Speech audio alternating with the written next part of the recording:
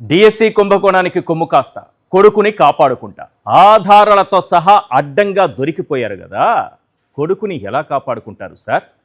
Group 1 పై బురద జల్లుతా, విపక్షాన్ని డిఫెన్స్లో పడేస్తా, డైవర్షన్ పాలిటిక్స్కు తెరలేపుతా, ప్రజల దృష్టి అటువైపు మళ్లిస్తా. మరి కోర్టుల్లో కేసులు నడుస్తున్నాయి. డిఎస్సిలో ఉద్యోగం పేరిట టీడీపీ నేతలకు లక్షలు సమర్పించుకుని మోసపోయిన బాధితులు ఒక్కొక్కరుగా బయటకు వస్తున్నారు.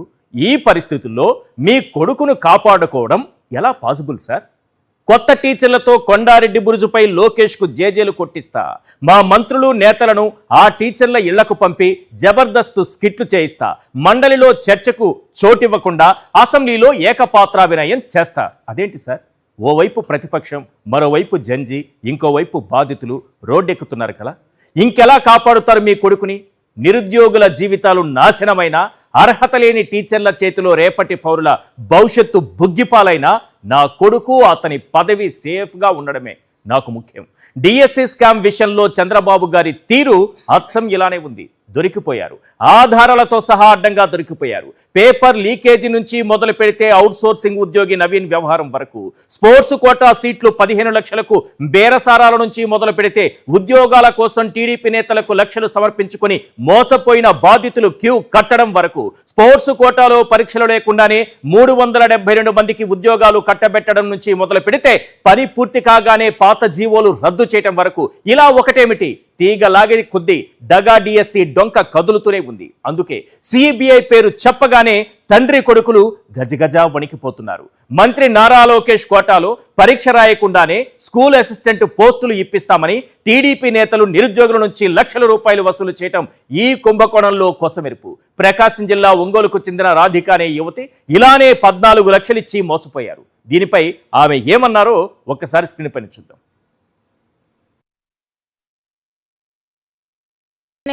నాకు లోకేష్ అన్న దగ్గర తెలిసిన వాళ్ళు ఉన్నారు, సమ్ ఫ్యామిలీ మెంబర్స్ బాగా క్లోజ్ ఉన్నారు.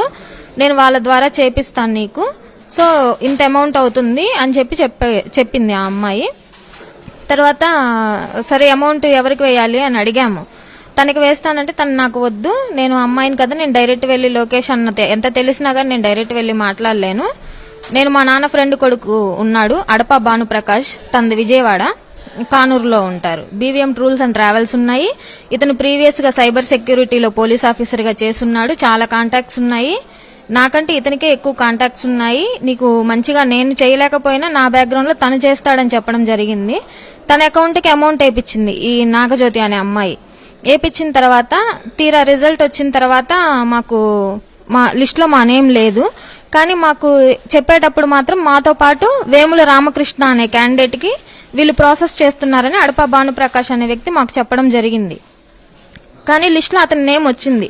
అతను ప్రజెంట్ కృష్ణా డిస్టిక్ లో జాబ్ చేస్తున్నారు. వేముల రామకృష్ణ అనే పర్సన్ కృష్ణా డిస్టిక్ లో చేస్తున్నారు. మేము లాస్ట్ ఇయర్ నవంబర్ లో వెళ్లి కేసు పెట్టాము. ఎస్పీ ఆఫీస్ నుంచే వెళ్ళాము. నేను నా స్టేట్మెంట్ ఇచ్చాను. నా స్టేట్మెంట్ ఇచ్చిన దాంట్లో నేను పర్టికులర్ గా ఏపీ డిఎస్సీ అని మెన్షన్ చేశాను. కానీ ఎస్ఐ సార్ వాళ్ళు దానిలో ఏపీ డిఎస్సీ అని ఎఫ్ఐఆర్ లో మెన్షన్ చేయలేదు. చేయకుండా ఏపీ టూరిజం అని మాత్రమే మెన్షన్ చేశారు. చేయలేదు సార్. ఇంకా పోలీస్ సార్ వాళ్ళు ఛార్జ్ షీట్ చేయమని మేము అడుగుతుంటే మీ కేసు కోర్టులో నిలబడదు, జడ్జి గారు అసలు మీ కేసు తీసుకోరు, అసలు ఇది కేసే కాదు అని మాట్లాడుతున్నారు. ఇంత స్పష్టంగా ఆధారాలతో సహా పేర్లతో సహా ఆ అమ్మాయి అన్ని వివరాలు చెబుతుంటే తండ్రి కొడుకులు కనీసం బూడిద పోలీసులతోనైనా విచారణ జరిపించగలరా? దీనిపైన పేర్లతో సహా చెప్తోంది కదా, మొత్తం ఎవిడెన్స్ ఇస్తోంది కదా. సిబిఐ అవసరం లేదు, బూడిద పోలీసుల్ని తీసుకొచ్చి వారితోనైనా విచారణ చేయించేటటువంటి దమ్ము ధైర్యం తండ్రి కొడుకులకు ఉందా? ఒకటి. రెండోది, అసలు వీళ్ళు ఎలా దొరికిపోయారు, స్కామ్ ఎలా జరిగింది? ఒక 10 పాయింట్లలో క్లియర్గా మీకు చెప్తాను, వినండి. క్వశ్చన్ పేపర్ అప్లోడ్ చేసే బాధ్యతలు చూసినటువంటి ఎస్సీఆర్టీ ఉద్యోగి నవీన్ కు ఫస్ట్ ర్యాంక్ రావడం, పేపర్ లీకేజీ వ్యవహారం బయటపడగానే నవీన్ ఐడి లాగిన్ బ్లాక్, అలాగే డేటా మాయం చేయటం, ఫస్ట్ ర్యాంక్ వచ్చినా ఉద్యోగం రాకపోవడంపై అవుట్ సోర్సింగ్ ఉద్యోగి నవీన్ కోర్టు మెట్లు ఎక్కడం, స్పోర్ట్స్ కోటా పోస్టుల భర్తీకి జీవోఎంఎస్ 4 అలాగే 47 ఈ రెండూ తీసుకురావడం, డిఎస్సి టెట్ రాయకుండానే ఉద్యోగాలు ఇచ్చేయడం, స్పోర్ట్స్ కోటాలో 372 పోస్టులు భర్తీ కాగానే ఆ 2 జీవోలను గుట్టు చప్పుడు కాకుండా మళ్ళీ రద్దు చేయటం. నెక్స్ట్, స్పోర్ట్స్ కోటాలో ఒక్కో సీటు 15 లక్షలకు బహిరంగంగా బేరసారాలాడిన ఆడియోలు బయటపడటం, ఎంపీ భరత్ జూడో అసోసియేషన్ అధ్యక్షుడిగా, ఎమ్మెల్యే కోనరవి సాఫ్ట్ బాల్ అసోసియేషన్ అధ్యక్షుడిగా ఉండడం, కేవలం పార్టిసిపేషన్ సర్టిఫికేట్లతో జూడోలో 39 మందికి, సాఫ్ట్ బాల్లో 38 మందికి ఉద్యోగాలు కట్టబెట్టడం, టీచర్ ఉద్యోగాల కోసం టీడీపీ నేతలకు లక్షల రూపాయలు ఇచ్చి మోసపోయిన బాధితులు బయటకు రావడం, దగా డిఎస్సి డొంక కదలగానే ఏపీ విద్యాశాఖ కార్యదర్శి కోన శశిధర్ను హడావుడిగా బదిలీ చేయటం. చాలా క్లియర్గా మనకు అర్థమైపోతుంది. ఈ పాయింట్లు చాలు స్కామ్ ఎలా జరిగిందని చెప్పడానికి, తండ్రి కొడుకులు ఎలా దొరికిపోయారు అని చెప్పడానికి. రైట్, అందుకే జగన్మోహన్ రెడ్డి గారు ఈ ఏపీపీఎస్సి వాళ్ళు ఆరోపిస్తున్నట్టుగా, అలాగే డిఎస్సి రెండూ కలిపి సిబిఐకి ఇచ్చేద్దామన్నారు. ఒకసారి జగన్మోహన్ రెడ్డి గారు ఏమన్నారు ప్లే చేయండి సార్.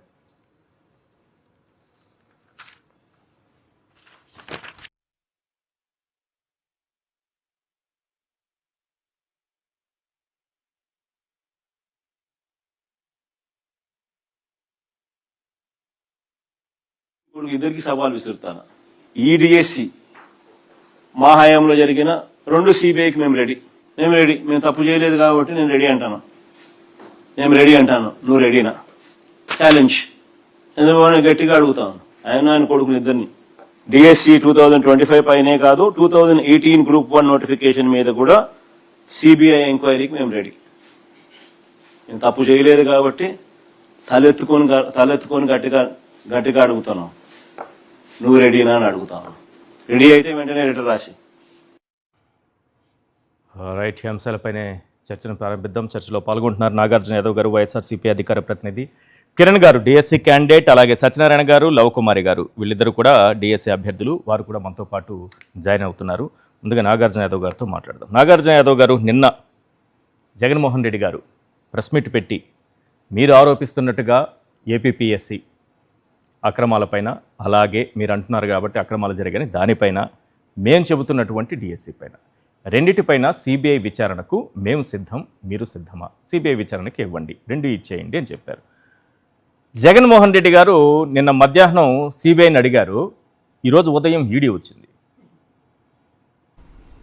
బ్యాలెన్స్ అయినట్ట ఇది? ఇంకే ఏంటిది? సిబిఐని అడిగితే ఈడీ రావడం ఏంటి? తెలుగు ప్రజల మనస్సాక్షి, సాక్షి టీవీ ప్రేక్షకులకు ముందుగా నా నమస్కారాలు. ఆంధ్రప్రదేశ్ రాష్ట్రంలో విపిపి ప్రభుత్వం ఏర్పడిన తర్వాత, విపిపి ప్రభుత్వం అండి అంటే వెన్నుపోటు పార్టీ ప్రభుత్వం ఏర్పడిన తర్వాత, అంటే మాది గొడ్డల పార్టీ అంటున్నారు కాబట్టి వారిది విపిపి పార్టీ, టీడీపీ పార్టీ కాదు.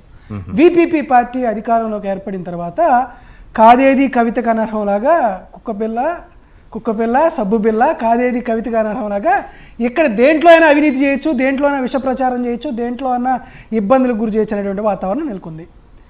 ఎప్పుడో వైఎస్ వివేకానందరెడ్డి గారి హత్య కేసుకు సంబంధించి ఎప్పుడు జరిగింది? 2019 మార్చి 15వ తేదీన వివేకానందరెడ్డి గారు దురదృష్టకరంగా హత్య గావించబడితే 75 రోజుల పాటు చంద్రబాబు నాయుడు గారు ముఖ్యమంత్రిగా ఉన్నారు.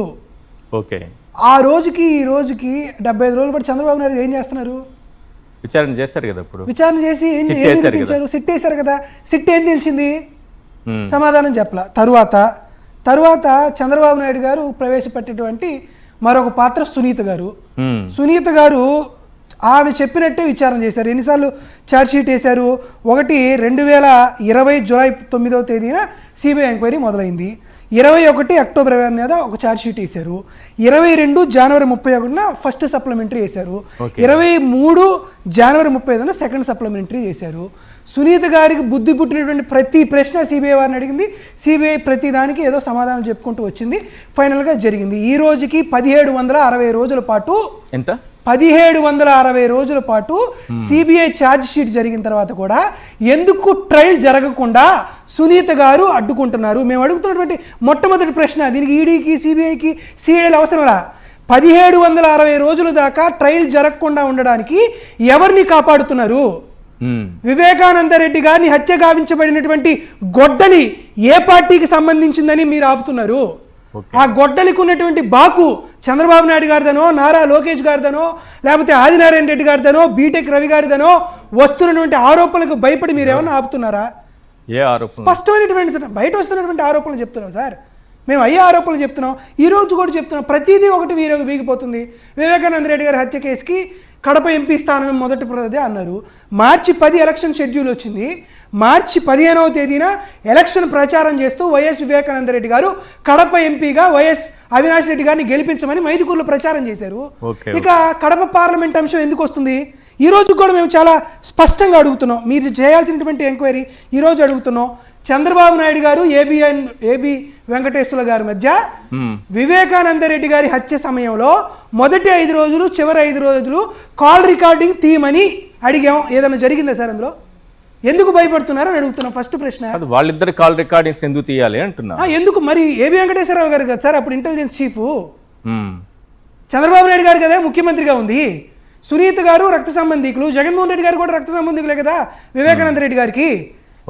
వివేకానంద రెడ్డి గారి హత్యకు వల్ల జగన్మోహన్ రెడ్డి గారు కూడా బాధితుడు అవుతారే కదా. మరి ఇటువైపు కూడా కొన్ని ప్రశ్నలు అడిగితే దాని గురించి సమాధానం చెప్పట్లేదు కదా. దాంతోపాటు గొడ్డలితో నరికానని తనకు తాను ఒప్పుకున్నటువంటి దస్తగిరి గారితో ఏ లావాదేవీలు నర్రెడ్డి సునీత గారికి, నర్రెడ్డి రాజశేఖర రెడ్డి గారికి, నర్రెడ్డి శివప్రసాద్ రెడ్డి గారికి ఉన్నాయి? ఏ లావాదేవీలు లేకుండానే దస్తగిరి గారికి బెయిల్ ఇస్తుంటే, అప్రూవల్ అవుతుంటే ఎందుకు వారికి అగైనెస్ట్గా ఆయన వాళ్ళు ఎందుకు పిటిషన్ దాఖలు చేయాల? మూడో ప్రశ్న, రక్తపు మరకలు కడిగింది ఎర్రగంగిరెడ్డి అని అన్నారు. ఇదే ఎర్రగంగిరెడ్డిని సునీత గారు కడప జైలుకి వెళ్ళి వారితో ములాఖత్ అయ్యారా అవలేదా తేల్చి చెప్పండి. చంపినటువంటి దస్తగిరికి వారికి లావాదేవీలు నడుస్తున్నాయి. చంపిన తర్వాత రక్తపు మరకలు కడిగినటువంటి ఎర్రగంగిరెడ్డికి వారికి జరుగుతున్నాయి. దాంతోపాటు ముఖ్యంగా 2019 మార్చి 15వ తేదీ ఉదయం వైఎస్ వివేకానంద రెడ్డి గారు హత్య గావించబడితే 2019 మార్చి 17న కొత్త పలుకులో ఆర్కే రాధాకృష్ణ గారు వివేకానంద రెడ్డి గారి హత్య 2వ పెళ్లి వల్లే జరిగిందని, ఆ రోజు రాత్రి రెండవ భార్యతో వివేకానంద రెడ్డి గారి ఫోన్ మాట్లాడారని, ఆ తరువాత ఆ ఫోన్ కాల్లో డిలీట్ చేశామని రాధాకృష్ణ గారు కొత్త పలుకులో రాశారు. రాధాకృష్ణను అసలు విచారణ చేశారా? రాధాకృష్ణ గారికి ఈ విషయాలన్నీ ఎలా తెలిసినాయి? ఆ రోజుకు మీకు నాకు ఎవరికి తెలియదు కదా, ఆయన 2వ పెళ్లి గురించి, షమీం గారి గురించి తెలియదు కదా. సునీత కంటే డేంజర్ గా ఉన్నారు, రాధాకృష్ణ వరకు లాక్కొచ్చారు, సునీత గారే బెటర్ కదా చెప్తుంది. కాబట్టి ఈ రోజు కూడా ఏం చెప్తున్నాం అంటే, మేము స్పష్టంగా ఏమడుగుతున్నాం, హైకోర్టులో ట్రయల్ జరగాలి. ట్రయల్ జరిగి ఎవరైతే వివేకానంద రెడ్డి గారి హత్య కేసులో నిందితులుగా ఉన్నారో, ఎవరైతే నిజమైనటువంటి పాత్రదారులు ఉన్నారో వారందరికీ, ఇక్కడ ఎవరైనా సరే ఒక ఆశ్చర్యకర విషయం చెప్తానండి, ఒకటే విషయం చెప్తాను. ఎవరైతే ఆరోపణలు ఎదుర్కొంటున్నారో వారు అయ్యా తొందరగా తేల్చండి అయ్యా, మా తప్పు లేదని కోర్టులో మేము ప్రూవ్ చేసుకుంటామని చెప్తున్నారు. ఎవరికైతే మా నాన్న హత్య కేసులో ఎవరైతే పాత్రదారులు ఉన్నారని తెలుసుకోవాలనుకున్న వాళ్ళు విచారణ జరగకూడదు, హైకోర్టులో ట్రయల్ జరగదు అన్నారు. ఇక పైన ఉన్న భగవంతుడు గారికి తెలియాలి ఏం జరిగింది. డైరెక్ట్ పాయింట్ వచ్చేసండి. హత్య జరిగి ఎన్ని రోజులు అయిందన్నారు? 1705 రోజులండి. 1760 రోజులు ఛార్జ్ షీట్ వేసిన తర్వాత 1760 రోజులు జరిగింది. ఛార్జ్ షీట్ వేసిన తర్వాత అన్ని రోజులైంది. ఇన్ని రోజుల తర్వాత మీరు నిన్న సిబిఐ అడిగితే ఈ రోజు ఈడీ రావడం వెనుక, ఏదో సోదాలని రావడం వెనుక ఏమో డైవర్షన్ ఉంది అనుకుంటున్నారా? ఏంటి అసలు భయపెట్టే విధానమా? డిఎస్సి రావడం ఏంటి? ఇన్ని రోజుల తర్వాత రావడం ఏంటి? డిఎస్సి అంటే ఇప్పుడు ఈడీఎస్సి అయింది. ఈడీ వచ్చేరిందా? సిబిఐ విచారణ 474 రోజులు చేసింది. ఎంతమంది 247 మందిని విట్నెస్లతో స్టేట్మెంట్లు తీసుకుంది. ఈ రోజు కొత్తగా ఈడీ వచ్చి చేసేదేమి లేదు, ఎందుకంటే ఇటువైపు ఎటువంటి తప్పు జరగలేదు కాబట్టి. ఏదో కాస్త డైవర్ట్ చేయడానికి అవకాశం ఉపయోగపడింది, కానీ మేమైతే డైవర్ట్ అవ్వం. మీరు ఈడీలు తీసుకొచ్చినా సిబిఐలు తీసుకొచ్చినా మేము మాత్రం డిఎస్సి పైన మీరు సిబిఐ ఎందుకు విచారణ చేయాలో మేము చెప్పడానికి మేము సిద్ధంగా ఉన్నాం. పాయింట్స్ చెప్పండి కరెక్ట్ గా, ఎందుకు సిబిఐ విచారణ జరగాలి? ఎందుకంటే ఇప్పుడు ఆల్రెడీ కొంతమంది అభ్యర్థులు కూడా మీ దగ్గర ఉన్నారు కాబట్టి అభ్యర్థులతో మాట్లాడిన తర్వాత అసలు సిబిఐ ఎంక్వైరీ ఎందుకు జరగాల, ఏం చేయాలనే విషయాన్ని చర్చిద్దాం. రైట్ కిరణ్ గారు, ఎందుకు సిబిఐ రావాలి? షార్ప్ గా కొన్ని పాయింట్లు చెప్పండి సార్. ఈ కారణాల వల్ల సిబిఐ విచారణ జరగాలి, లేదా ఈ రకంగా అవకతవకలు జరిగాయి అని చెప్పడానికి కొన్ని ఎవిడెన్స్ తో కూడినటువంటి పాయింట్లు కొన్ని చెప్పండి సార్. అందరికీ నమస్కారం. మొదటగా ప్యానల్ మెంబర్స్ అందరికీ thank you so much for giving me this opportunity. నమస్తే సార్. రిక్రూట్మెంట్ కి ముందే కొన్ని జియోస్ ఇష్యూ చేశారు. రిక్రూట్మెంట్ తర్వాత ఆ జియోస్ ని క్యాన్సిల్ చేశారు. రిక్రూట్మెంట్ కి ముందే కొన్ని జియోస్ ని ఇష్యూ చేశారు, ఎందుకంటే అది ఆ జియో ప్రకారంగా లాభపడాలి అనే ఉద్దేశంతో దాన్ని ఇష్యూ చేశారు. అలాగే రిక్రూట్మెంట్ అయిపోయిన తర్వాత వాటిని క్లోజ్ చేశారు. అయిందండి. ఇకపోతే చరిత్రలో ఎన్నడూ లేని విధంగా హైయెస్ట్ మార్క్స్ వచ్చాయి ఈ డిఎస్సిలో. ఇప్పటి వరకు జరిగిన హైయెస్ట్ ఏ డిఎస్సిలు కూడా ఇన్ని హైయెస్ట్ మార్క్స్, ఇన్ని హైయెస్ట్ కట్ ఆఫ్ మార్క్స్ ఎక్కడ కూడా ఎప్పుడు కూడా రాలేదు. కావాలంటే పాత చరిత్ర అంతా తిరగేసుకోండి. ఓకే, అంటే ఈ బ్యాచ్ వాళ్ళు మాత్రమే తెలివైన వాళ్ళ, లేకపోతే పాత వాళ్ళు ఎవరు తెలివితేటలు లేదా నాకు అర్థం కాలేదు ఒకటి. లేకపోతే ఏదైతే ఇప్పుడు మనం మాట్లాడుకున్నామో హైయెస్ట్ వచ్చినాయి అని చెప్పి మాట్లాడుకున్నామో, అవును, ఉన్న జీవోల్ని ఇష్యూ చేశారు, లేని జీవోల్ని ఇష్యూ చేశారు, ఉన్న జీవోల్ని మిస్యూజ్ చేశారు. అందులో భాగంగానే జీవో నెంబర్ 77. ఓకే, ఒకసారి ముఖ్యమంత్రి గారు మాట్లాడుతున్నప్పుడు ఒకసారి మాట్లాడారు, నారా చంద్రబాబు నాయుడు గారు మాట్లాడుతూ ఎస్సీ కులాల్లో ఎవడైనా పుట్టాలనుకుంటాడా అని అన్నారు. అవును, అది మీరు అందరూ విన్నారో లేదో నాకు తెలీదు, నేను విన్నాను, గుర్తుంది. దాన్ని సేమ్ ఇప్పుడు పాటించారు. ఈ జీవో నెంబర్ 77 ఏం చేశారంటే, ఏదైతే రాజ్యాంగ ప్రకారం రాజ్యాంగబద్ధంగా ఎస్సీ ఎస్టీ బీసీ కులాల వారికి మైనారిటీస్ కి ఏదైతే రిజర్వేషన్ ఇచ్చిందో ఆ రిజర్వేషన్ ని ఇప్పుడు ఫర్ ఎగ్జాంపుల్ ఎస్సీకి 15% ఇచ్చింది. అందులో 3 బైఫర్కేషన్స్ ఉన్నాయి, SC category 1, SC category 2 and SC category 3. That is 1.5% for first category, 6.5 for second category and 7% for third category. SC వాళ్ళు ఎంత మంది ఎగ్జామ్ రాసినా ఈ 15% లోనే ఫైట్ చేయాలి. బీసీ వాళ్ళకి ఉన్న రిజర్వేషన్ ఏదైతే ఉందో వాళ్ళు ఎంత మంది రాసినా అందులోనే ఫైట్ చేయాలి. ఎందుకంటే యాక్చువల్గా ఓపెన్ కేటగిరీలో for example SC reservation candidate open వాళ్ళతో సమానంగా మార్క్స్ వస్తే వాడిని ఓపెన్ కేటగిరీలో ఫిల్ చేయాలి. ఇప్పుడు for example open category person కి 45 మార్క్స్ 74 మార్క్స్ వచ్చి అనుకుందాం, ఎస్సీ క్యాండిడేట్ కి 75 మార్క్స్ వచ్చి అనుకుందాం. సో ఈ 75 మార్క్స్ వచ్చిన ఎస్సీ కేటగిరీ పర్సన్ ని ఈ ఓపెన్ కేటగిరీలో ఉన్న పర్సన్ కంటే ముందు ఫిల్ చేయాలి. కానీ వీళ్ళు ఏం చేశారంటే 75 మార్క్స్ వచ్చిన ఎస్సీ క్యాండిడేట్ ని తీసుకొచ్చి ఎస్సీ రిజర్వేషన్ లోనే ఫిల్ చేశారు. ఎవరైతే మైనారిటీ క్యాండిడేట్ ఉన్నాడో వాడిని అందులోనే ఫిల్ చేశారు. సో రాజ్యాంగం ఎవరికైతే హక్కు ఇచ్చిందో మీరు ఇచ్చింది కాదు ఇది. ఓకే, ఎందుకంటే అంటే ఇప్పటికీ ఇంకా ఎస్సీ ఎస్టీ బీసీ ఆ సంఘాల వాళ్ళు ఎందుకు మరి నాకు అర్థం కావట్లేదు, ఎవరికి అర్థం కాలేదు, ఈ ప్రాబ్లం ని ఎవరు పట్టించుకోవట్లేదో ఏంటో నాకు అర్థం కాలేదు. ఇలా రాజ్యాంగం కల్పించిన హక్కుల్ని కూడా తొక్కేశారా? నేను అంటుంది ఏంటంటే ఇప్పుడు ఎడిషనల్ గా మీరేం చెయ్యొద్దు, ఉన్నదాన్ని పాటిస్తే చాలు, అది పాటించలేదు. ఇకపోతే ఏంటంటే ఒక డెలిబరేట్ గా ఏంటంటే కాంట్రాక్ట్ ఎంప్లాయీకి అప్లోడ్ చేయడానికి మీరు స్కోప్ ఇచ్చారు. అవును, క్వశ్చన్ పేపర్స్ అప్లోడ్ చేయడానికి ఒక పర్సన్ కి మీరు స్కోప్ ఇచ్చారు. ఆయనకి ఎవరైతే క్వశ్చన్ పేపర్స్ అప్లోడ్ చేశాడో ఆయనకి 2 ఎగ్జామ్స్ లో రెండు టాప్ ర్యాంక్స్ వచ్చినాయి. ఒకటి ఫస్ట్ ర్యాంక్, ఇంకోటి 6th ర్యాంక్. ఈయన ఏంటంటే ఏంటంటారు ఎస్సీఎస్ సోషల్ రాశాడు, అందులో ఫస్ట్ ర్యాంక్ వచ్చింది. ఇకపోతే ఏంటంటే టీజీటీ తెలుగు రాశాడు, అందులో 6th ర్యాంక్ వచ్చింది. Okay sir. ఇకపోతే ఆయన నాకు జాబ్ రాలేదు, నాకు జాబ్ ఇవ్వలేదు అని ఆయన కోర్టుకు వెళ్ళాడు. ఆయన సర్టిఫికేట్ వెరిఫికేషన్ వెళ్ళలేదట కదా లోకేష్ గారు, చెప్పారుగా, అసెంబ్లీలో చెప్పారు కదా, ఏదో రోడ్డు మీద బహిరంగ సభల్లో లేక టీ కొట్ల దగ్గర మాట్లాడిన మాటలు కావు, అసెంబ్లీలో మాట్లాడిన మాటలు అంటే రికార్డెడ్గా ఉంటాయి, భవిష్యత్ తరాలు కూడా చూడాల్సినటువంటి అవసరం ఉంటుంది. అట్లాంటిది విద్యాశాఖ మంత్రి అసెంబ్లీలో చెప్పారు, స్టేట్మెంట్ ఇచ్చారు. అసెంబ్లీలో చాలా చెప్పారు సార్, అవన్నీ ఇప్పుడు నేను రాజకీయ ప్రస్తావన చేయడం రాజకీయ ప్రస్తావన కాదు, మీరు చెప్పిన దానికి లోకేష్ గారు చెప్పిన దానికి ఏంటి, ఆయన ఏమో సర్టిఫికేట్ వెరిఫికేషన్ రాలేదని అన్నారు.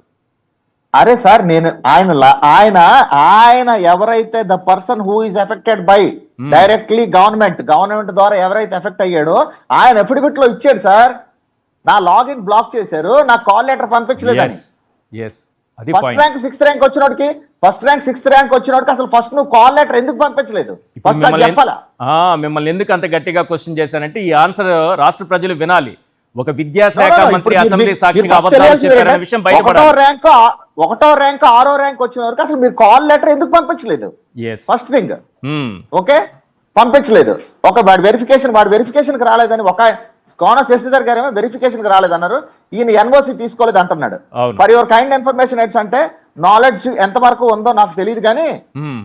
Contract employees doesn't need to go for an NOC. Okay. Contract ఎంప్లాయీకి ఎన్ఓసి సంబంధం లేదు.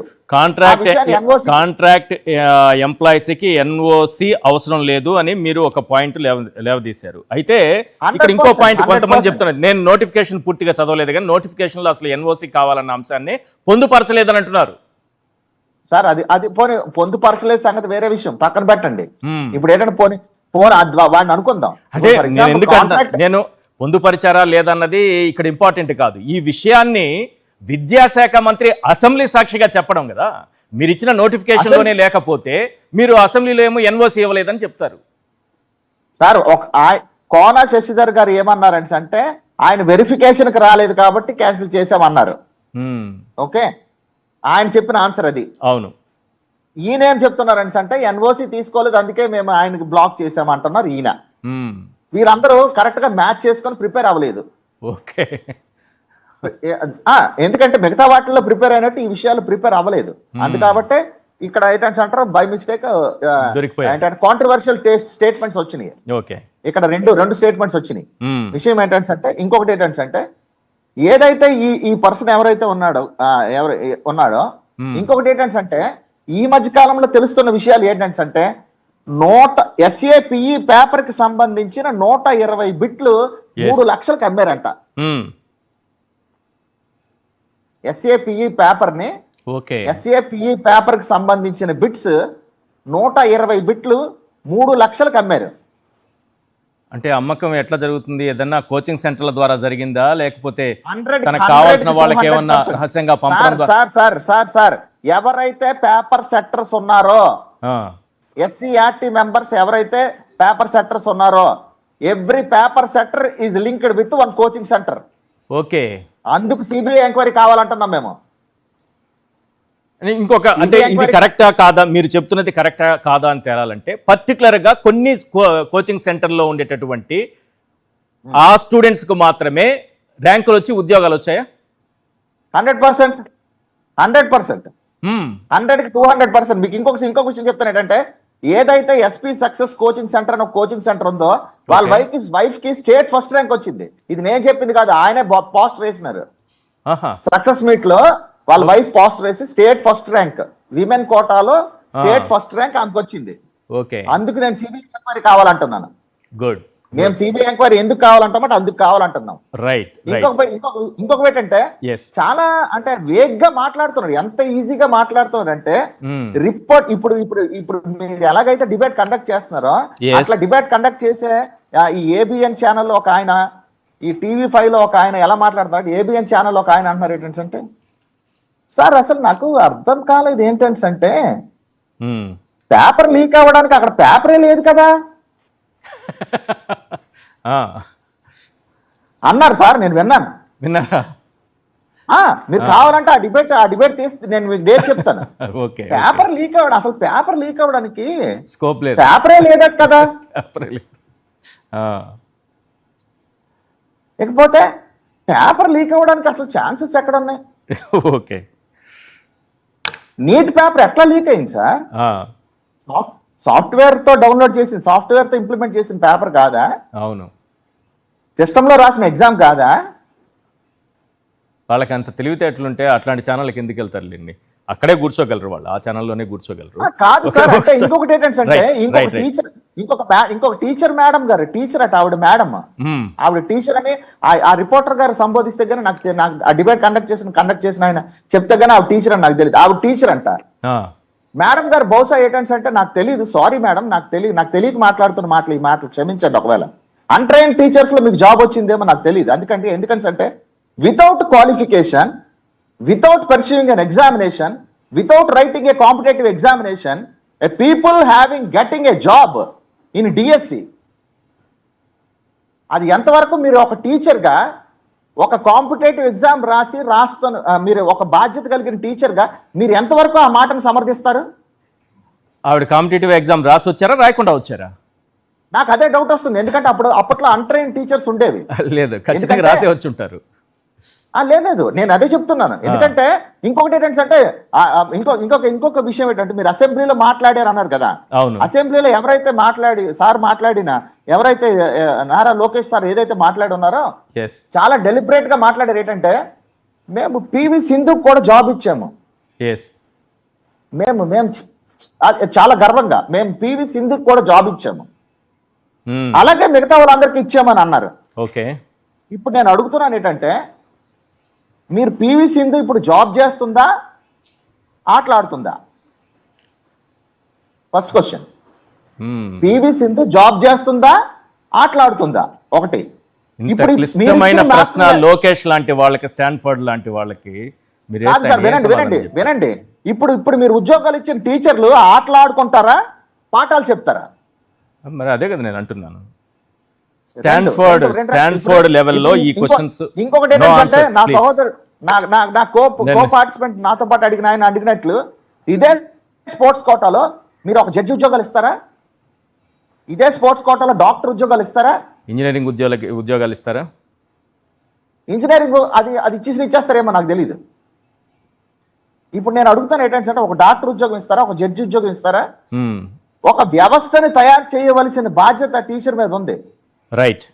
ఒకసారి లోకేష్ గారు ఏమన్నారు, ఆ బయట ప్లే చేయండి సార్. ఈ పివి సింధు విషయం, స్పోర్ట్స్ కోటా విషయం ఒకసారి ఆ బయట ప్లే చేయండి. ఏం మాట్లాడారు రాష్ట్రం అంతా వినాలి. కిరణ్ గారు ఎంత మీరు చూడండి, పివి సింధు గారికి ప్రభుత్వ ఉద్యోగం ఇచ్చిన ఘనత ప్రజాప్రభుత్వం అధ్యక్ష. శ్రీచరణి అధ్యక్ష, మన ఉమెన్స్ క్రికెట్ టీంలో అద్భుతమైన బౌలర్ శ్రీ ఇప్పుడు డిగ్రీ పూర్తి చేయాలి. డిగ్రీ పూర్తయిన వెంటనే ఇమీడియట్గా ఆమె కూడా గవర్నమెంట్ జాబ్ ఇవ్వాలని గౌరవ ముఖ్యమంత్రిగా డైరెక్షన్ ఇచ్చారు అధ్యక్ష. అంటే స్పోర్ట్స్ పర్సన్కి టెస్ట్ పెట్టాలని లేదు అధ్యక్ష. The idea is to promote sports. Quota ద్వారా వాళ్ళకి ఇవ్వాలని చాలా స్పష్టంగా ఉంది అధ్యక్ష. వాళ్ళందరికీ ఏదైతే రూల్ పాటించామో అదే రూల్ ఇక్కడ కూడా పాటించాం. సత్యనారాయణ గారు, చంద్రబాబు నాయుడు గారు కూడా డిఎస్సి నిర్వహించామని అన్నారు కదా గతంలో ఆయన ప్రభుత్వ హయాంలో. మరి అప్పుడు ఇదే రకంగా డైరెక్ట్గా ఏమైనా ఇచ్చేసారా? తండ్రికి ఒక రూలు, కొడుకు ఇంకొక రూల్ ఉంటుందా? స్పోర్ట్స్ కోటా పైన అతను చెబుతున్నటువంటి అబద్ధాలు గతంలో ఈ రాష్ట్ర చరిత్రలో ఎప్పుడైనా సరే ఉద్యోగాలు డైరెక్ట్గా ఇచ్చేసారా? ముందుగా ప్యానెల్లో పాల్గొనేటువంటి అభ్యర్థులందరికీ నమస్కారం అండి.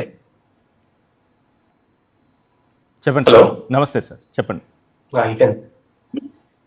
హలో సత్యనారాయణ, చెప్పండి సార్. ఇప్పుడు వాస్తవం ఈ డిఎస్సికి సంబంధించి డిఎస్సి నోటిఫికేషన్ ఇవ్వకముందు, నోటిఫికేషన్ ఇచ్చిన తర్వాత ఎగ్జామ్స్ జరిగిన సందర్భంలోనూ, ఎగ్జామ్ జరిగిన తర్వాత రిజల్ట్స్ ఇచ్చిన సందర్భంలోనూ కూడా 3 దశల్లోనూ కూడా తప్పులు జరిగాయండి. 3 దశల్లోనూ తప్పులు జరిగాయి. అభ్యర్థులు కేవలం ఏమడిగారంటే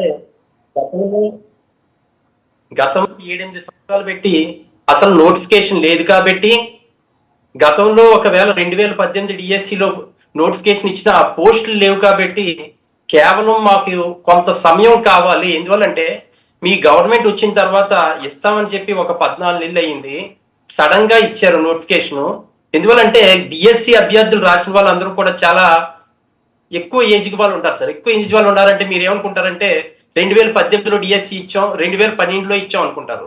కానీ వాస్తవంగా ఏమైందంటే చాలా సబ్జెక్టుల్లో 2012లో ఇచ్చిన, 2014లో ఇచ్చిన, 2018లో ఇచ్చిన ఆ పోస్టులు ఉన్నవాటి జిల్లాకు సంబంధించి కొన్ని సబ్జెక్టులో 0 పోస్టులు ఉంటాయి, కొన్ని సబ్జెక్టులో 1 పోస్ట్ ఉంటుంది. అందువల్ల ఆ అభ్యర్థులు మీరు లాస్ట్ టైం ఏమనుకుంటారంటే మేము డిఎస్సి కండక్ట్ చేసిన 2018 అనుకుంటారు. కానీ 2018లో కండక్ట్ చేసినట్టు కాదు సార్. కొంతమంది అభ్యర్థులు 2000 రాసినట్టే భావించాల్సి ఉంటుంది. కొంతమంది అభ్యర్థులు 2008లో, ఇప్పుడు ఎస్ఏపిఈకి చూసుకున్నట్టయితే 2008 తర్వాత ఏ జిల్లాలోని కూడా ఓపెన్ లో 2-3 పోస్టులకు మించి ఎక్కువ పోస్టులు ఇవ్వడం అనేది జరగలేదు. మొదటిసారిగా 2018లో ఏం జరిగిందంటే స్టేట్ గవర్నమెంట్ కి అబ్సల్యూట్ రైట్ ఉందండి. ఏం రైట్ ఉంది అంటే వీరు నోటిఫికేషన్ కు ముందు సిలబస్ కానీ ఎగ్జామ్ ప్యాటర్న్ కానీ ఎలాగైనా మార్చుకోవచ్చు. దాన్ని బేస్ చేసుకుని వీళ్ళు 2018 సంవత్సరంలో ఏం చేస్తారంటే చంద్రబాబు నాయుడు గారు హయాంలోని డిఎస్సి కండక్ట్ చేయడం జరిగింది. అప్పుడు 2018లో ఎస్ఏపిఈకి సంబంధించి ఒక జీవోను ఒకటి ఇష్యూ చేశారండి. అప్పటి వరకు ఫిజికల్ ఎడ్యుకేషన్ లో ఈవెంట్స్ అనేవి కండక్ట్ చేయడం జరగలేదు. కానీ వీళ్ళు ఏం చేస్తారంటే జీవో నెంబర్ 67 అనే ఒక జీవోని ఇంట్రడ్యూస్ చేశారండి. జీవో నెంబర్ 67 అనే ఒక జీవోని ఇంట్రడ్యూస్ చేసి ఫిజికల్ ఈవెంట్స్ కూడా కండక్ట్ చేస్తాం మేము. ఎందుకు అంటే ట్రాన్స్పరెన్సీ ఉండాలి, ఫిజికల్ ఎఫిషియన్సీ లో బాగా ఆడిన ప్లేయర్స్ రావాలి, వాళ్ళకి అవకాశం ఇవ్వాలి పీడీల కింద అనే ఉద్దేశంతో వీళ్ళు కండక్ట్ చేశారని చెప్పారు. కానీ అది చాలా మంది ఏం చేస్తారంటే తక్కువ టైం అప్పుడు కూడా ఏంటంటే ఏదైనా ఒక ఎగ్జామ్ ని కండక్ట్ చేసే సందర్భంలో రూల్స్ మార్చాలంటే ఒక కమిటీ వేయాలి సార్.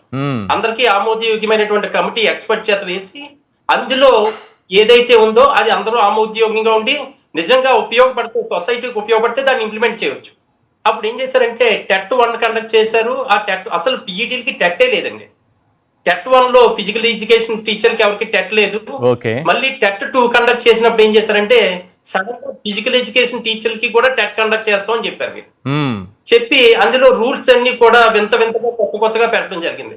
అప్పుడు చాలా మంది అభ్యర్థులు అసలు మాకు రూల్ పరంగా అసలు టెట్టే కండక్ట్ చేయాల్సినట్టు అవసరం లేదు, కానీ మీరు ఎందుకు టెట్ కండక్ట్ చేస్తున్నారు, దీంతో పాటు ఈవెంట్స్ కూడా మాకు వద్దని చెప్పినా గవర్నమెంట్ ముందుకెళ్ళింది. దీనికి ముఖ్యంగా ఒక వ్యక్తి కారణమని నేను ఎందుకు చెప్తున్నానంటే అప్పుడు నేను ఎడ్యుకేషన్ సెక్రటరీగా ఉన్నటువంటి టెట్ కి సుబ్బారెడ్డి గారు 2018లో కన్వీనర్ గా ఉండేవారండి. డిఎస్సి ఎడ్యుకేషన్ సెక్రటరీగా సంజయ్ రాణి గారు, ఎడ్యుకేషన్ సెక్రటరీగా 2018లో సంజయ్ రాణి. ఆవిడికి నేను ప్రత్యేకంగా నెంబర్ తీసుకొని మెసేజ్ పెట్టడం జరిగింది. మీరు రూల్స్ కి ఎగెన్స్ట్ గా వెళ్తున్నారు, ఈ మేర ఎందుకు చర్యలు తీసుకోకూడదు అని చెప్పి ఒక 10 పాయింట్లు. మీరు ఒక ఐఏఎస్ క్యాడర్ లో ఎగ్జామ్ రాసి వచ్చారు, మీరు ఒక 4-5 సంవత్సరాలు కష్టపడి ఐఏఎస్ ప్రిపేర్ అయ్యి ఉంటారు. మీరు ఎగ్జామ్ కు ముందు నోటిఫికేషన్ ముందు ఒక వారం రోజుల ముందు సడన్ గా రూల్స్ అన్ని మార్చేసి మీకు అసలు ఈ సిలబస్ ను మార్చుతాము అంటే మీరు ఒప్పుకుంటారా అని అలాగా ఒక 10 లీగల్ పాయింట్ తో ఉన్నటువంటి సమస్యలు ఒక పాయింట్స్ ని ఆవిడకి మెసేజ్ గా పెట్టి ఈ పాయింట్స్ ని బేస్ చేసుకొని మీ మీద ఎందుకు కేసు వేయకూడదని ఆవిడకి మెసేజ్ పెట్టడం జరిగింది సార్. జరిగితే ఆవిడ ఇమీడియట్ గా టెట్ సుబ్బారెడ్డి గారితో నాకు ఫోన్ చేయించారండి. చేయించి అతను నాకు ఫోన్ చేసి నువ్వు మేడం గారికి మీ మీద నా కేసు వేస్తావని నువ్వు చెప్పావంట, ఒక ఐఏఎస్ఆర్ కి నువ్వు అలాగా ఫోన్ చేసి మెసేజ్ పెట్టడం కరెక్ట్ కాదు అంటే నేను ఆ ఇష్యూ చెప్పాను. చెప్పిన తర్వాత మేడం గారు పాయింట్స్ లీగల్ గానే ఉన్నాయి కనుక అబ్బాయితో నేను మాట్లాడతాను, నాకు ఒకసారి ఫోన్ చేయమని చెప్పారండి సార్. నేను మళ్ళీ మేడం గారికి ఫోన్ చేశాను. చేసి మేడం గారు ఈ సమస్య ఇది, పాయింట్స్ ఇది లీగల్ గా ఉంటే మీకు చర్య తీసుకుంటే ఆ రోజు మేడం గారు ఏం చెప్పారంటే ఈ డిఎస్సి వ్యవహారమే నాకు సార్ ఈ డిఎస్సి వ్యవహారం నాకు అసలు తెలియదు, కానీ శాప్ డైరెక్టర్ గా రవీంద్రనాథ్ అనేటువంటి వ్యక్తిని వీళ్ళు ఇంట్రడ్యూస్ చేశారు సార్. అప్పుడు అతనే ఈ ఈవెంట్స్ అన్నిటిని కూడా ఇంట్రడ్యూస్ చేయడం అన్ని కూడా అతనే చేశాడు. అతన్నే అడగండి అని చెప్తే మేడం గారు నేను అతనికి కూడా ఫోన్ చేశాను సార్. ఏం జరిగిందో చెప్పండి, మీరు మొత్తం మీ లైఫ్ లో ఏం జరిగిందో చెప్తున్నారు, అసలు పాయింట్ చెప్పడానికి చాలా టైం అయిపోతుంది. నాగార్జున యాదవ్ గారు, డిఎస్సి క్యాండిడేట్స్ కొన్ని పాయింట్లు చెప్పారు. జగన్మోహన్ రెడ్డి గారు ప్రెస్ మీట్ పెట్టి మరి కొన్ని ఎవిడెన్స్ చూపించారు. ఇది ఒక స్కామ్, ఆర్గనైజ్డ్గా జరిగినటువంటి ఒక కుంభకోణం, దీనికి సిబిఐ విచారణ జరిగి తీరాల్సిందే అని చెప్పడానికి ఇంకా ఏమైనా ఎవిడెన్స్ మీ దగ్గర ఉందా? సార్ ఇప్పుడు డిఎస్సి అభ్యర్థులు మాట్లాడిన తర్వాత కూడా కొన్ని వస్తున్నాయి. అప్పుడు మరి కోనా శశిధర్ గారు అప్పుడు ఏదో ప్రెస్ మీట్ పెట్టి హారిజాంటల్ వర్టికల్ రిజర్వేషన్ మీద ఒక బస్సులో ఎక్కించే ప్రయాణికులు అని ఏదో కథ చెప్పాడు మరి కోనా శశిధర్ గారు. పాపం విపిపి పార్టీ పొడిచిందే, కోనా శశిధర్ గారిని పొడిచింది విపిపి పార్టీ. ఆయన ఎక్కడికో వెళ్ళిపోయాడు. మరి సుప్రీంకోర్టు గైడ్లైన్స్ ప్రకారం హారిజాంటల్ రిజర్వేషన్ అయినా వర్టికల్ రిజర్వేషన్ అయినా ఓపెన్ కేటగిరీ కంప్లీట్ చేసిన తర్వాతనే చేయాలా? మరి అక్కడ అభ్యర్థి చెప్పినట్లు మేము ఇది కూడా అడుగుతాం చెప్పారు కాబట్టి అభ్యర్థుల ద్వారా మేము కూడా ఆటోమేటిక్ సెలక్షన్ లాజిక్ సాఫ్ట్వేర్ ఎలా అప్లోడ్ చేసినారో దానికి సంబంధించినటువంటి డాక్యుమెంట్ కూడా అడుగుతాం, బాగానే ఉంది. ఇంకొకటి అసలు ఎందుకు ఇంత కన్ఫ్యూజన్ వస్తుంది? జగన్మోహన్ రెడ్డి గారు ముఖ్యమంత్రిగా ఉండగా 6,31,310 ప్రభుత్వ ఉద్యోగాలు ఇచ్చారు సార్. సీరియస్లీ మరి దీంట్లో ఎప్పుడు ఇంత కన్ఫ్యూజన్ రాలి? హారిజాంటల్ వర్టికల్ రిజర్వేషన్స్ అవన్నీ అమలు చేసే ఉన్నాం కదా, దాంట్లో శాశ్వత ప్రాతిపదికన 2,31,662 ఉద్యోగాలు ఇచ్చాము. ఓకే, అప్పుడు లేనిటువంటి సమస్య, అప్పుడు లేనటువంటి వ్యవహారాలన్నీ ఇప్పుడు ఎందుకు వస్తున్నాయో అర్థం కావట్లేదు. దాంతోపాటు మేము 2018కి సంబంధించినటువంటి డిఎస్సి, అదేవిధంగా అంతకుముందు 98కి ఉన్నటువంటి డిఎస్సి మొత్తం కలిపి 8,880 డిఎస్సి పోస్టులు భర్తీ చేశాం.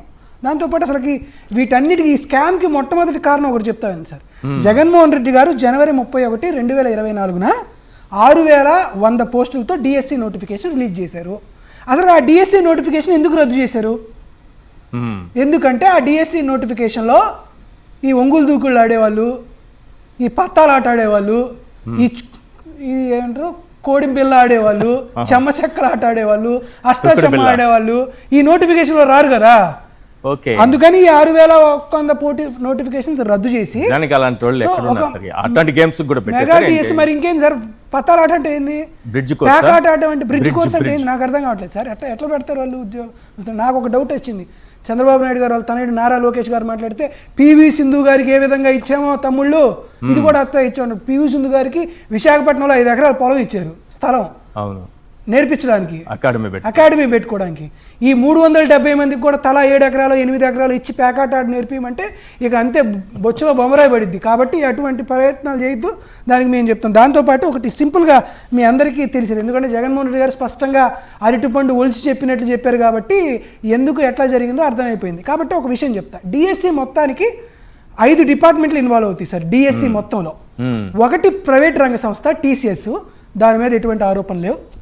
ఇక 4 ప్రభుత్వ రంగ సంస్థలు. ఏవేంటి 4 ప్రభుత్వ రంగ సంస్థలు? ఒకటి ఎస్సీఈఆర్టీ, ఇది క్వశ్చన్ పేపరు సిలబస్ తయారు చేసింది.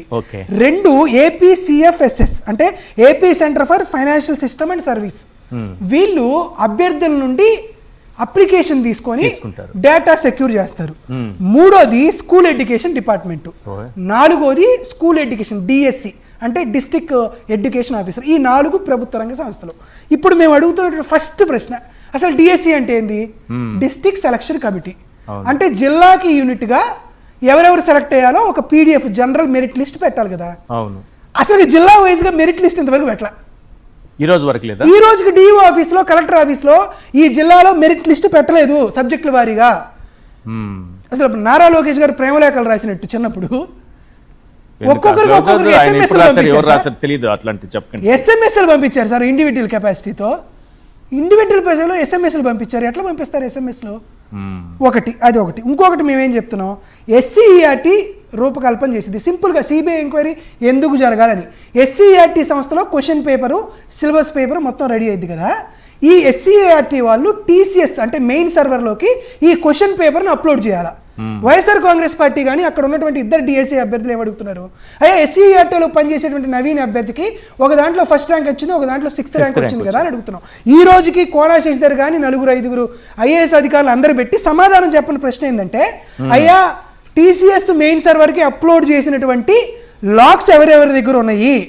మేము అడిగినటువంటి ఫస్ట్ ప్రశ్న, యాక్సెస్ లాక్స్ ఎవరెవరి దగ్గర ఉన్నాయి, ఏ ఐడీలు లాగిన్ అయ్యాయి, ఎవరెవరు ఈ క్వశ్చన్ పేపర్ను లాగిన్ చేశారు, వాటి ఐబీ అడ్రస్ ఏంటి చూపించచ్చు కదా. కోనా శశిధర్ గారు కానీ నారా లోకేష్ గారు కానీ ఎందుకు చూపించట్లేదు? మేము అడిగినటువంటి మొట్టమొదటి ప్రశ్న. 2 ఏపీసీఎఫ్ఎస్ఎస్ఎస్ వాళ్ళు అక్కడ 2 అభ్యర్థులు ఉన్నారు కదా, ఈ 2 అభ్యర్థులు వారి ఆధార్ కార్డ్ నెంబర్ ఇచ్చి ఉంటారు, వారి టెట్ స్కోర్ ఇచ్చి ఉంటారు, వారికి సంబంధించినటువంటి మిగతా సర్టిఫికెట్లన్నీ అప్లోడ్ చేస్తుంటారు. ఒకవేళ నవీన్ అనే అతను ఆల్రెడీ అవుట్సోర్సింగ్ ఎంప్లాయ్ అయితే అతని ఆధార్ కార్డు గవర్నమెంట్ దగ్గర ఉంటుంది, అతని బ్యాంక్ అకౌంట్ నెంబరు గవర్నమెంట్ దగ్గర ఉంటుంది, వారికి సంబంధించినటువంటి అన్ని గవర్నమెంట్ దగ్గర ఉంటుంది. ఎప్పుడైతే ఏపీసీఎఫ్ఎస్ఎస్లో నవీన్ అనే అతను ఎగ్జామ్కి అప్లికేషన్ పెట్టారో 2 మ్యాచ్ అవుతాయి. మ్యాచ్ అయినప్పుడు అక్కడే అతను డిలీట్ అయిపోవాలి కదా. అసలు అప్లికేషనే పెట్టడానికి అనర్హుడై ఉండాలి కదా. అతను టెట్ ఎగ్జామ్ ఎట్లా రాసినట్టు, టెట్ క్వాలిఫికేషన్కి 20% 80% ఉంటుంది కదా. ఇలా నవీన్తో పాటు ఎంతమంది మీరు సర్టిఫికెట్స్ ఇచ్చారు ఈ అడుగుతున్నాం. అందుకని దానికి ఏపీసీఎఫ్ఎస్కి సంబంధించి సైబర్ సెక్యూరిటీ ఆడిట్ రిపోర్ట్ ఉందా, డేటా వ్యాలిడేషన్ లాజిక్ రిపోర్ట్ ఉందా, ఈ 2 రిపోర్ట్లు చూపించమని చెప్పండి. మీరు చూపించకపోతే సిబిఐ ఎంక్వైరీకి ఇవ్వండి. స్పష్టంగా చెప్పాం. తర్వాత టీసీఎస్ వాళ్ళు ఈ ఎగ్జామ్ కండక్ట్ చేశారు. టీసీఎస్ ఎగ్జామ్ కండక్ట్ చేసిన తర్వాత వారు ఆ ఎగ్జామ్ రిజల్ట్స్ని స్కూల్ ఎడ్యుకేషన్ డిపార్ట్మెంట్కి ఇస్తారు. స్కూల్ ఎడ్యుకేషన్ డిపార్ట్మెంట్కి ఇచ్చిన తర్వాత టీసీఎస్ ఇచ్చినటువంటి ఫలితాల్లో ట్యాంపరింగ్ జరగలేదు అని నివృత్తి చేయడానికి హ్యాష్ కీ వ్యాలిడేషన్ సర్టిఫికేట్ ఒకటి ఇస్తారు. ఆ సర్టిఫికేట్ చూపించమంటున్నాం ఎందుకు? అంతే కదా సార్, టీసీఎస్ కరెక్ట్ గానే చేసింది, అవును. ఇచ్చింది. నిజానికి ఆ ఫలితాలు ట్యాంపరింగ్ జరిగినాయా లేవా అనేది Okay. హ్యాష్ కి వ్యాలిడేషన్ సర్టిఫికేట్ తీయాలి. Okay. ఆ సర్టిఫికేట్ ఉంటే చూపించమని అడుగుతున్నాం, లేకపోతే సిబిఐ ఎంక్వైరీకి ఇవ్వమంటున్నాం. దాంతోపాటు స్కూల్ ఎడ్యుకేషన్ డిపార్ట్మెంట్కి సంబంధించి ఈ సమాచారం అంతా అయిపోయిన తర్వాత 20% టెట్ మార్క్స్, 80% డిఎస్సి మార్క్స్ రెండూ కలిపి రోస్టర్స్, మెరిట్ పాయింట్స్, ఆరిడాన్షియల్ రిజర్వేషన్తో ఒక జనరల్ వెయిటింగ్ లిస్ట్ ఎస్ జిఎంఎల్ ఇస్తారు. ఈ మెరిట్ లిస్ట్కి సంబంధించి స్పష్టంగా నవీన్ పేరు ఫస్ట్ వచ్చింది, నవీన్ పేరు తర్వాత తీసేశారు కదా. అవును. ఈ రోజు మేము ఏం అడుగుతున్నామంటే, ఇలా డిలీషన్ మోడిఫికేషన్ చేయాలంటే ఎవరో ఒక అధికారి చేయాలి కదా. ఆ అధికారికి ఒక ఐడి కార్డు ఉంటుంది కదా, ఐడి లాగిన్ ఉంటుంది కదా, వాడు లాగిన్ అయ్యి నవీన్ పేరు డిలీట్ చేశాడు కదా. ఎవరు డిలీట్ చేశారు, దానికి సంబంధించినటువంటి నోట్ ఫైల్ ఏంది, ఏ కారణంతో అతని డిలీట్ చేశారు. ఒక్క Okay. నవీన్ ఏ డిలీట్ చేశారా, ఇంకా చాలా మంది డిలీట్ చేశారా? అది ఎలా బయటపడ్డాం? అది మేము అందుకే కదా సార్ సిబిఐ ఎంక్వైరీ అడుగుతుంది. ఏ కారణంతో చేశారు? గౌరవ నారా లోకేష్ గారు ఏం చెప్తున్నారు, అతను ఎన్ఓసి తీసుకోలేదంటారు. తీసుకోలేదంటున్నారు. ఆయన ఏం చెప్తారు, అసలు సర్టిఫికేట్కి రావట్లేదు అన్నాడు. సర్టిఫికేట్ ఆయన వెరిఫికేషన్కి రాలేదన్నారు. రాలేదు. అసలు నవీన్ ఏం చెప్తున్నారు, అసలు వెరిఫికేషన్ నేను ఎట్ట వస్తాను సార్, నాకు అసలుకి కాల్ లెటర్ కానీ దానికి రావడానికి నా ఐడి బ్లాక్ అయింది, నాకు మాత్రం స్మాల్ టెక్స్ట్ మెసేజ్ SMS వచ్చింది అని చెప్తున్నారు. ఇలాంటి నవీన్లు ఎంతమంది ఉన్నారనేది మా ప్రశ్న. ఓకే. దాంతోపాటు ఇక్కడ అభ్యర్థులు మాట్లాడుతున్నారు, కొంతమంది అభ్యర్థులు మాట్లాడుతున్నారు, లేకపోతే కొంతమంది వేరొకరు మాట్లాడినా ఒకటి స్పష్టంగా చెప్తున్నాం, ప్రతి ఒక్కరి యొక్క మనోభిప్రాయాలను గౌరవిస్తూనే ఎస్ ఎవరైతే రిక్రూట్ అయ్యారో 16,000 మందిని, ఎవరైతే దొంగతనంగా వచ్చినటువంటి వారిని మేమైతే ఆరోపణ జరుగుతుందో, Yes. గుర్రాన్ని గాడిదలో ఒక ఘాటిని కట్టేట్లా, మంచివారిని చెడ్డవారిని ఒకే దోణంతో చూడట్లా. ఈ తులసి వనంలో కొన్ని గంజాయి మొక్కలు ఉన్నాయని చెప్తున్నాం. ఓకే. అందరినీ మేము తప్పు పట్టట్లా, అందరినీ తప్పు పట్టట్లా, కానీ వారందరినీ కొండారెడ్డి బుర్చికి, విజయవాడకి పిలుచుకొని వచ్చి వాళ్ళతో బస్సులు పెట్టించి ప్రభుత్వ ఉద్యోగుల చేత 16,000 మొత్తం అందరినీ తీసేయాలని మీరు అందరినీ అడుగుతున్నారు. చెప్పట్లేదు సార్. రైట్, అది క్లారిటీ ఉంది. అసలు ఎందుకంటే notification రద్దు చేయమని లోకేష్ గారు అసెంబ్లీలో చెప్పారు. మేమేం చెప్తున్నాం, ఇవి మేము అడిగినటువంటి సింపుల్ ఇష్యూస్. Right. ఈ సింపుల్ ఇష్యూని సిబిఐ ఎంక్వైరీ వేయండి. ఎందుకంటే 5 డిపార్ట్మెంట్లు 4 డిపార్ట్మెంట్లు మీ దాంట్లో ఉన్నాయి. Right. ఒక డిపార్ట్మెంట్ చంద్రబాబు నాయుడు గారి దగ్గర ఉంది, ఏపీసీఎఫ్ఎస్. నేను చెప్తున్నటువంటి స్పష్టమైనది ఏంటంటే సిబిఐ విచారణ చేయమనండి, Right. వీటిల్లో వాస్తవాలు ఏంటో తెలియజేయమనండి. Yes. ఎవరైతే కష్టపడి ఉద్యోగం సంపాదించుకున్నారో వారి ఉద్యోగాల్లో వాళ్ళే ఉంటే స్పష్టంగా ఉంటారు, మాకు వచ్చినటువంటి సమస్య లేదు. నేను మళ్ళీ ఇంకోటి చెప్తున్నాం, ఇంత ముందు చంద్రబాబు నాయుడు గారు ఒక 4 డిఎస్సీలు పెట్టామని చంద్రబాబు నాయుడు గారు, లోకేష్ గారు చెప్తున్నారు కదా. రైట్. 4 డిఎస్సీలో టెట్ రాయకుండా, డిఎస్సి రాయకుండా ఎవరికన్నా ఉద్యోగాలు ఇచ్చారా? Point number 1. 2, మీరు సంవత్సరానికి ఒక డిఎస్సి ఇస్తామంటున్నారు కదా, 3 సంవత్సరాలు అయిపోతుంది, 3వ సంవత్సరం ఒకటే డిఎస్సి ఇచ్చారు, అదే తలకమాసిన పని అవుతుంది. మళ్ళీ డిఎస్సి ఇస్తే మళ్ళీ టెట్ డిఎస్సి లేకుండా డైరెక్ట్గా ఉద్యోగాలు ఇచ్చేటువంటి దమ్ము ధైర్యం నీకుందా? ఏంది ఇరికించారు? అదే నీ తప్పు లేదన్నప్పుడు వచ్చే డిఎస్సి నోటిఫికేషన్ లో కూడా ఆల్రెడీ జీవో మార్చేశారు కదా సార్. ఎందుకు కాంపిటేటివ్ ఎగ్జామ్స్ రాయాల్సిందే, మళ్ళీ వెంటనే జీవో ఇచ్చారు కదా ఈ డిఎస్సి ముగిసిపోగా. అంటే నువ్వు దిగంబరంగా ఒంటికి నిండా ఆవుదో రాసుకుని నువ్వు దొంగతనం చేసి మళ్ళీ వచ్చి తలస్నానం చేస్తే సరిపోయిద్దా? సరిపోయిద్దా అని అడుగుతున్నాను సార్. కాంపిటేటివ్ ఎగ్జామ్స్ రాయాల్సిందే అని జీవో ఉందా లేదా? ఇప్పుడు ఇప్పుడు ఉంది సార్, ఇంతకు ముందు ఉంది. అవును, కానీ మధ్యలో డిఎస్సి జరిగేటప్పుడు లేదు. అవును. సో ఇక్కడ మాత్రం తలుపులు తీసారు. మేము అదే అడుగుతున్నాం, ఈ 2 అంశాలను బేరేజ్ వేసుకొని మేము చాలా ఈ స్పష్టంగా క్వశ్చన్ లోకేష్ గారు ఇంటే ఇక ఈ 3 ఏళ్ళు కూడా ఒక్క డిఎస్సి కూడా బెటర్.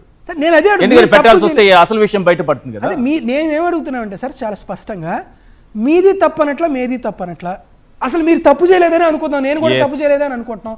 మీరు గ్రూప్ 1 నోటిఫికేషన్ కూడా అంటున్నారు కాబట్టి, జగన్మోహన్ రెడ్డి గారు మామూలుగా తల్లి బిడ్డ న్యాయం బ్రహ్మాండంగా చెప్పారు. మీరు ఏదైతే ఆరోపణలు చేస్తున్నారో గ్రూప్ 1 పైన, మేమేదైతే సాక్ష్యాధారాలతో ఆరోపణలు చేస్తున్నామో ఏ డిఎస్సి పైన, స్పష్టంగా చంద్రబాబు నాయుడు గారికి ఇదే సవాల్ విసురుతున్నారు జగన్మోహన్ రెడ్డి గారికి. ఎవరైనా 2014 నుండి 2026 దాకా మా హయాంలోను, చంద్రబాబు నాయుడు గారి హయాంలోను జరిగినటువంటి అన్ని గ్రూప్ 1ల పైన, ఇప్పుడు ఉన్నటువంటి డిఎస్సి పైన, రెండింటి పైన సిబిఐకి ఎంక్వైరీ చేద్దాం పట్టండి. ఎవరు తప్పు లేకపోతే వాడిది ఏముంది అదే ఉంటుంది కదా, మేమేం తప్పు చేయలే కాబట్టి గర్వంగా చెప్పగలుగుతున్నాం. ఇంకా కేంద్ర ప్రభుత్వంలో మేము భాగస్వామి కూడా కాదు మీలాగా, మీరు కూడా అక్కడ భాగస్వామి కాబట్టి మీకు ఇట్లాంటి రామ్ సింగ్లు గీమ్ సింగ్లు చాలా మంది బాగా తెలిసిన వాళ్ళు మీరు బాగుంటారు కాబట్టి మేము అదే చెప్తున్నాం. మేము మీ డిపార్ట్మెంట్ల వైజ్ గా ప్రతిదీ టెక్నికల్ గా పాయింట్ టు పాయింట్ కరెక్ట్ గా అడుగుతున్నాం. కాబట్టి ఇప్పటికి కూడా మేము ఏమడుగుతున్నాం అంటే మీరు సిబిఐ ఎంక్వైరీ వేసుకోండి, కడిగిన ముత్యం లాగా నారా లోకేష్ గారు బయటకు వస్తారో రారో అనేది తెలిపోయింది, అంతే కదా. రైట్ థ్యాంక్ యూ అండి నాగార్జున యాదవ్ గారు. కిరణ్ గారు సారీ అండి, సత్యనారాయణ గారు మీకు కూడా సారీ, ఎందుకంటే సమయం మించిపోయింది. మరో డిబేట్లో డెఫినెట్గా డీటెయిల్డ్గా మొత్తం చర్చిద్దాము. థ్యాంక్ యూ చర్చలో పార్టిసిపేట్ చేసినందుకు కిరణ్ గారు, సత్యనారాయణ గారు, అలాగే నాగార్జున యాదవ్ గారు. ఇది వాళ్ళ చర్చా కార్యక్రమం చూస్తూనే ఉండండి సాక్షి టీవీ. మరిన్ని అప్డేట్స్ కోసం ఛానల్ను సబ్స్క్రైబ్ చేయండి. నోటిఫికేషన్స్ కోసం బెల్ ఐకాన్ పై క్లిక్ చేయండి.